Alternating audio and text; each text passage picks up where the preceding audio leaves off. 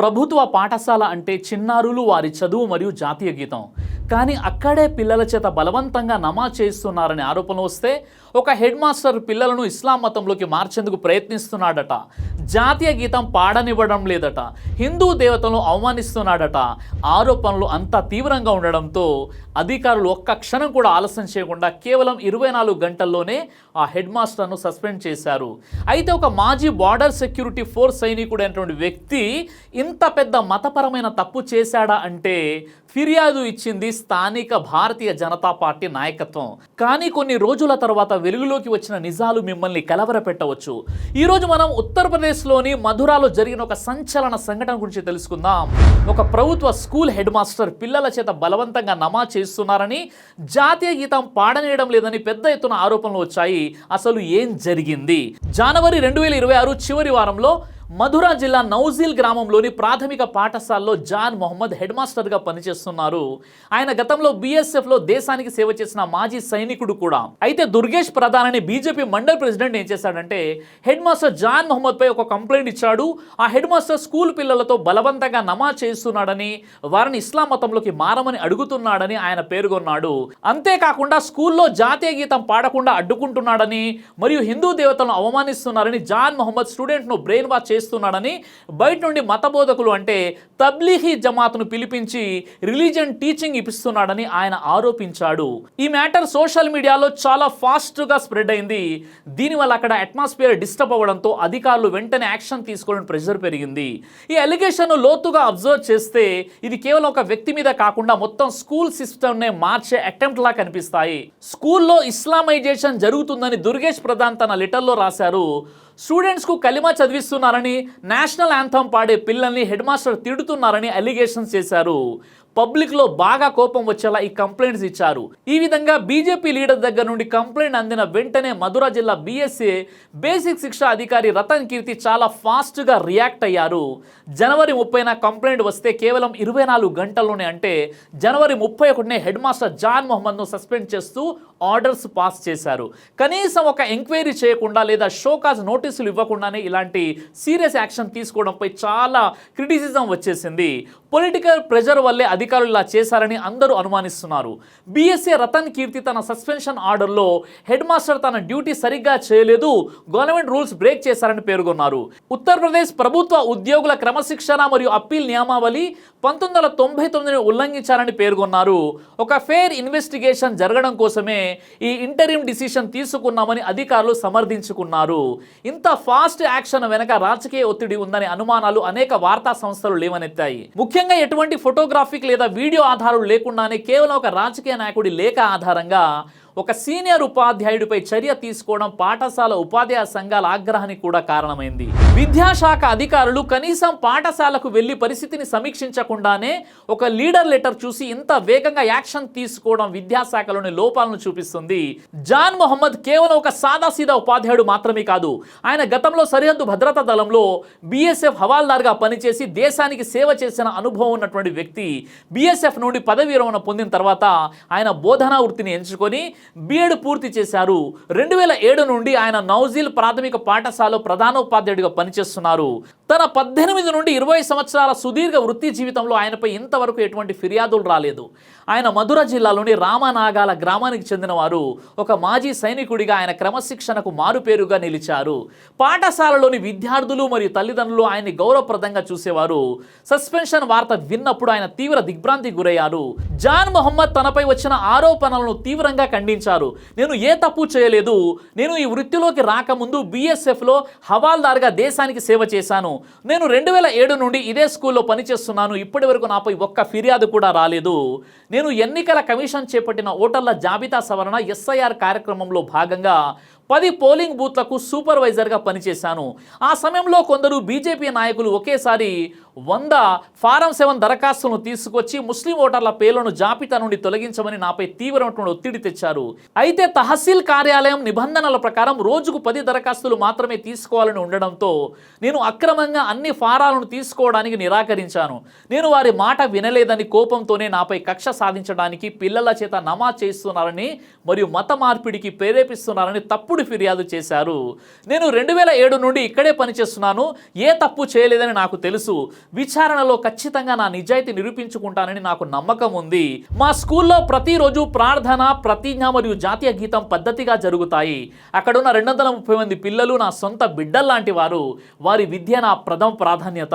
నా తోటి హిందూ ఉపాధ్యాయులు, గ్రామస్తులు అందరూ నాకు అండగా నిలవడం నాకు చాలా ధైర్యం అనిపించిందని అన్నారు. బాధాకరమైనటువంటి విషయం ఏంటంటే, ఒక మంచి మానవతో ఉన్న వ్యక్తిపై అకస్మాత్తుగా మతపరమైన ఆరోపణలు రావడం అనేది రాజకీయ కక్ష సాధింపు చర్యగా గ్రామస్తులు భావించారు. అయితే నౌజిల్ గ్రామం మరియు ఆ స్కూల్ యొక్క సోషల్ స్ట్రక్చర్ చూస్తే ఈ ఎలిగేషన్స్ ఎంత వీక్గా ఉన్నాయో అర్థమవుతుంది. స్కూల్లో మొత్తం 230 మంది స్టూడెంట్స్ ఉండగా అందులో 147 మంది హిందూ స్టూడెంట్స్ మరియు 88 మంది ముస్లిం స్టూడెంట్స్ ఉన్నారు. స్కూల్ స్టాఫ్ విషయానికి వస్తే మొత్తం 8 మంది టీచర్లు ఉన్నారు. అందులో జాన్ మొహమ్మద్ ఒక్కరే ముస్లిం, మిగిలిన 7 హిందూ టీచర్లే. ఈ రియాలిటీ చూస్తుంటే ఆ ఆరోపణలు ఎంత నిరాధారణమైనవో స్పష్టంగా అర్థమవుతుంది. అలాగే స్కూల్లో 7 హిందూ టీచర్లు ఉండగా ఒక ముస్లిం హెడ్ మాస్టర్ పిల్లలతో బలవంతంగా నమాజ్ చేయించడం అనేది అస్సలు పాసిబుల్ కాదని గ్రామస్తులు చెప్పారు. ఆ స్కూల్ యొక్క అసిస్టెంట్ టీచర్ కామ్నా అగర్వాల్ మీడియాతో మాట్లాడుతూ, స్కూల్లో నేషనల్ యాంథమ్ మరియు ప్రార్థనలు అన్ని రూల్స్ ప్రకారమే జరుగుతున్నాయి. ఈ ఎలిగేషన్స్ అన్ని అబద్ధం. సంజయ్ పాండే అనే మరో టీచర్ స్కూల్ అట్మాస్ఫియర్ పాడు చేయడానికే బయటి వ్యక్తులు చేసినటువంటి కాన్స్పిరెన్సీ ఇది అని చెప్పింది. మీడియా వాళ్ళు స్కూల్ విజిట్ చేసినప్పుడు స్టూడెంట్స్ అందరూ కలిసి జాతీయ గీతం పాడి వినిపించారు. అలాగే 5th క్లాస్ స్టూడెంట్ మాట్లాడుతూ తమతో ఎప్పుడూ నమాజ్ చేయించలేదని, ప్రతిరోజు ప్రేయర్ మరియు నేషనల్ యాంథమ్ జరుగుతాయని క్లారిటీ ఇచ్చింది. ఈ స్టూడెంట్స్ ఇచ్చినటువంటి స్టేట్మెంట్ బీజేపీ లీడర్ చేసిన ఆరోపణలను పూర్తిగా తలకిందులు చేసేశాయి. జాన్ మొహమ్మద్ పై కక్ష సాధింపు చర్యగా ఈ మతపరమైన ఆరోపణలు సృష్టించి బీఎస్ఏకు ఫిర్యాదు చేశారని గ్రామస్తులు ఆరోపించారు. ఎన్నికల విధుల్లో నిజాయితీగా వ్యవహరించినందుకు ఒక ఉపాధ్యాయుడిని ఇలా వేధించడం అనేది ప్రజాస్వామ్య వ్యవస్థపైనే దాడిగా పరిగణించబడింది. ఈ విషయంలో ప్రజల్లో వచ్చిన చైతన్యం చూస్తే ఇంకా మానవత్వం మిగిలే ఉంది, త్వరలోనే మతోన్మాదం అంతమవుతుందనే భావన మనందరికీ కలుగుతుంది. ఎందుకంటే ఎప్పుడైతే హెడ్ మాస్టర్ సస్పెన్షన్ డిసిషన్ వచ్చిన వెంటనే నౌజిల్ గ్రామంలో టెన్షన్ మొదలైంది. ఫిబ్రవరి 3, 2026న సుమారు 250 నుండి 300 మంది గ్రామస్తులు మరియు పేరెంట్స్ కలిసి మధుర జిల్లా మెజిస్ట్రేట్ డిఎం చంద్రప్రకాష్ సింగ్ను కలిశారు. ఈ ప్రొటెస్ట్ చేసిన వారిలో హిందువులే అధిక శాతంలో ఉన్నారు. ఈ విధంగా గ్రామస్తులందరూ ఒకే మాట మీద నిలబడి జాన్ మొహమ్మద్ ఒక ఇన్నోసెంట్ అని చెప్పారు. మా పిల్లల ఫ్యూచర్ కోసం కష్టపడే ఒక మంచి టీచర్ను పాలిటిక్స్ కోసం బలి చేయడం కరెక్ట్ కాదని డిఎంకు మెమోరాండం కూడా ఇచ్చారు. ఒకవేళ ఆయనను మళ్ళీ విధుల్లోకి తీసుకోకపోతే పెద్ద ఎత్తున ఆందోళన చేస్తామని వార్నింగ్ కూడా ఇచ్చారు. ఈ పబ్లిక్ ప్రెజర్ మరియు ప్రజల మధ్య ఉన్న యూనిటీ చూసి జిల్లా అధికారులు మళ్ళీ ఆలోచనలో పడ్డారు. విషయం ఎంత సీరియస్ గా ఉందో మరియు పబ్లిక్ ప్రొటెస్ట్ ఎలా జరుగుతుందో గమనించిన బీఎస్ఏ రతన్ కీర్తి ఒక హై లెవెల్ ఎంక్వైరీ కమిటీని ఏర్పాటు చేశారు. స్కూల్లో ఫిజికల్ వెరిఫికేషన్ చేసి రిపోర్ట్ ఇవ్వాలని ఆదేశించారు. మొదట ఈ కమిటీకి 1 నెల టైం ఇచ్చినప్పటికీ అక్కడ సిచ్యువేషన్ బాగోలేకపోవడంతో ఆ డెడ్ లైన్ కేవలం 3 రోజులకు తగ్గించారు. ఈ విధంగా ఫిబ్రవరి 4న ఎంక్వైరీ కమిటీ స్కూల్ను విజిట్ చేసి అక్కడి సీసీటీవీ ఫుటేజ్ను క్షుణ్ణంగా పరిశీలన చేయగా ఎక్కడ కూడా నమాజ్ లేదా ఇతర రిలీజియన్ ప్రోగ్రామ్ జరిగినట్లు ఎవిడెన్స్ దొరకలేదు. అధికారులు కొందరు స్టూడెంట్స్ తో మాట్లాడగా తాము ప్రతిరోజు నేషనల్ యాంథమ్ పాడుతున్నామని, తమను ఎవరు మతం మారమని అడగలేదని వారు స్టేట్మెంట్ కూడా ఇచ్చారు. స్కూల్లోని హిందూ టీచర్లు అందరూ జాన్ మొహమ్మద్ ప్రవర్తనలో ఎటువంటి డిస్క్రిమినేషన్ లేదని రిటర్న్ స్టేట్మెంట్ కూడా ఇచ్చారు. అలాగే స్కూల్ రికార్డ్స్ మరియు డైరీలు అన్ని రూల్స్ ప్రకారమే ఉన్నాయని వెరిఫికేషన్లో తేలింది. చివరిగా ఫిబ్రవరి 6న కమిటీ తన ఫైనల్ రిపోర్ట్ సబ్మిట్ చేస్తూ బీజేపీ లీడర్ చేసిన ఎలిగేషన్స్ అన్ని పూర్తిగా బేస్లెస్ అండ్ ఫాల్స్ అని స్పష్టం చేసింది. ఈ విధంగా ఎంక్వైరీ కమిటీ రిపోర్ట్ ప్రకారం ఫిబ్రవరి 6, 2026న బీఎస్ఏ రతన్ కీర్తి జాన్ మొహమ్మద్ మీద ఉన్న సస్పెన్షన్ క్యాన్సిల్ చేస్తూ ఆర్డర్స్ ఇచ్చారు. ఆయనను మళ్ళీ నౌజిల్ ప్రైమరీ స్కూల్ హెడ్ మాస్టర్ గా అపాయింట్ చేస్తూ సస్పెన్షన్ టైం కు సంబంధించినటువంటి ఫుల్ శాలరీ కూడా పే చేయడం జరిగింది.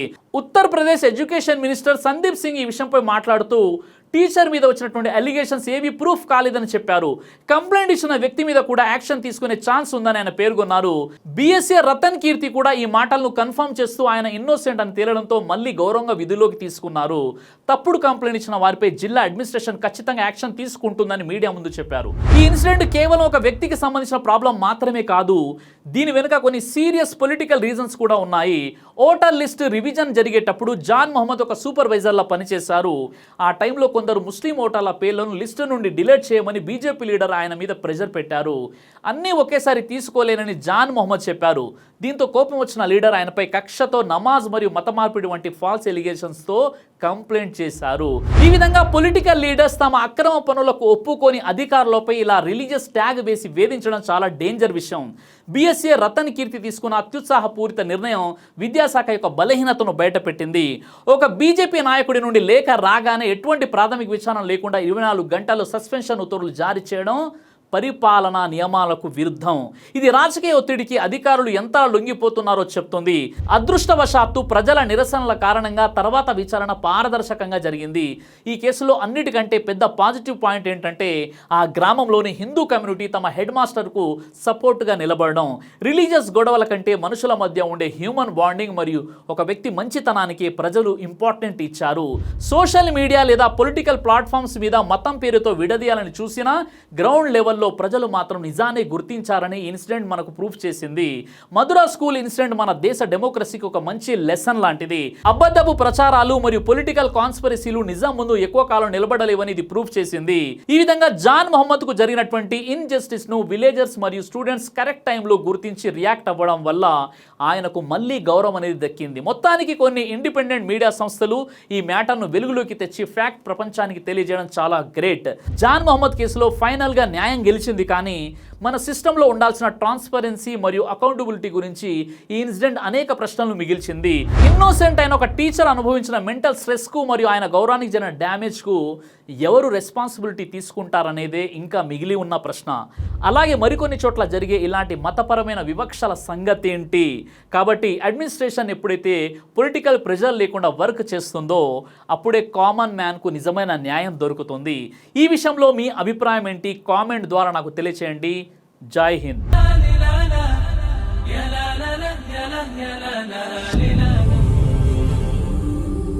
బ్రదర్ సిరాజ్ అని యూట్యూబ్ ఛానల్ని మీరు సబ్స్క్రైబ్ చేసినట్లయితే ఇన్షాల్లా దేవచిత్తం అయితే మీకు వీడియోస్ వస్తుంటాయి. అదేవిధంగా బ్రదర్ సిరాజ్ అనేటటువంటి ఫేస్బుక్ని కూడా లైక్ చేయడం వల్ల మీకు వీడియోస్ వస్తుంటాయి.